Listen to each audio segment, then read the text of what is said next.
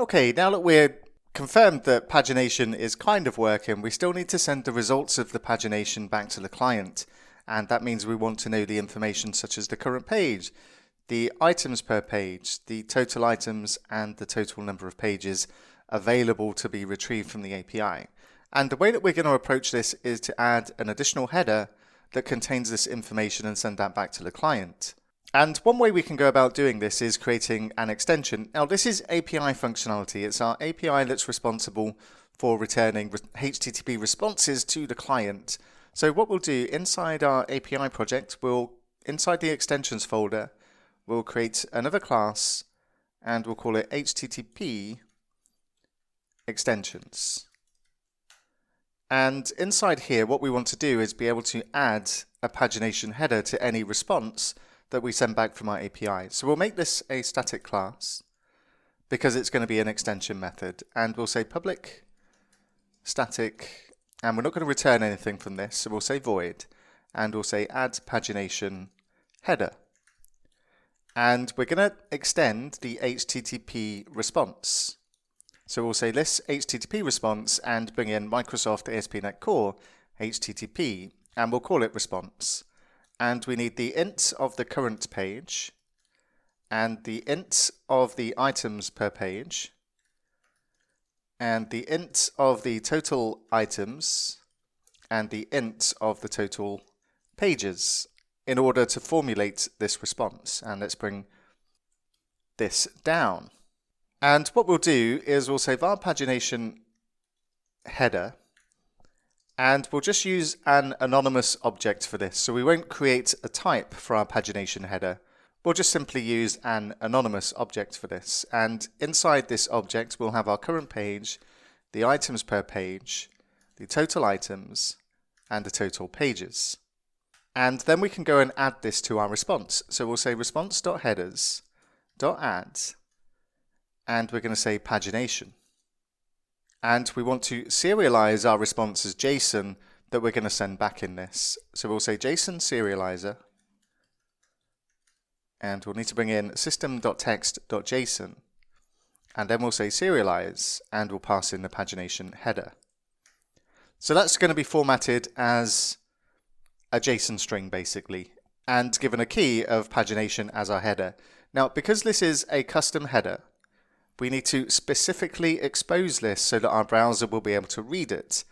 If we don't expose it, then it'll just be invisible to our client's browser, and it won't be able to be retrieved. So what we also need to do is say response.headers.add, and be careful with spelling here. It's so common for students to get the spelling wrong on this and then are wondering why their pagination is not working on the client.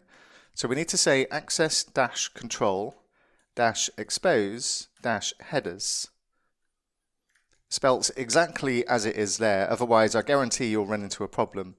And then of course, pagination spelt exactly as what we're calling the header we're returning. So please be careful with spelling here. I cannot emphasize that enough because it will cause problems if you deviate from anything inside this cause header that we're returning here.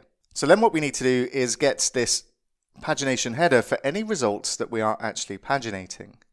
And we want to do this inside our activities controller. But once again, we can do this at the base API controller level and then just use it inside or any controllers that we're using. So what we'll do, we'll go to our base API controller. And what we've got here is a handle result method for any particular type.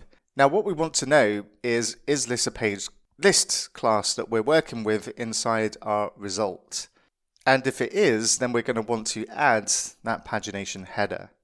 What we'll do in this case is we'll create a separate method for paginated results. So I'm just going to copy this one in its entirety.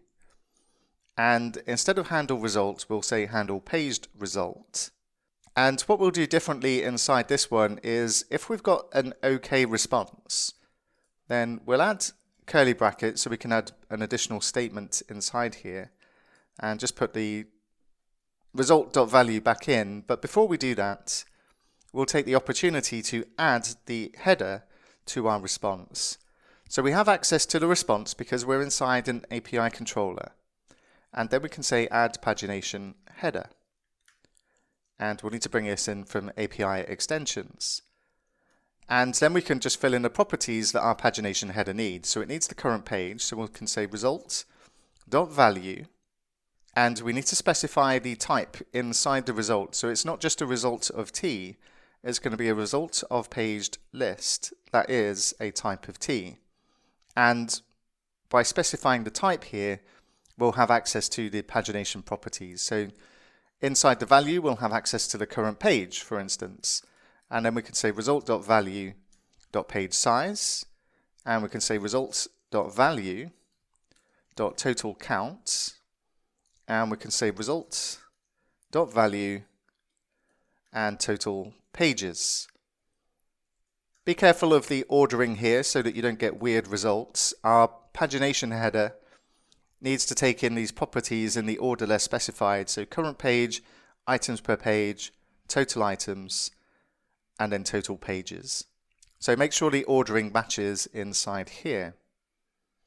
And then all we need to do is just update our activities controller to, instead of handling the handle result, we handle a paged result instead. So we just need to update this to return handle paged result. And everything else stays the same.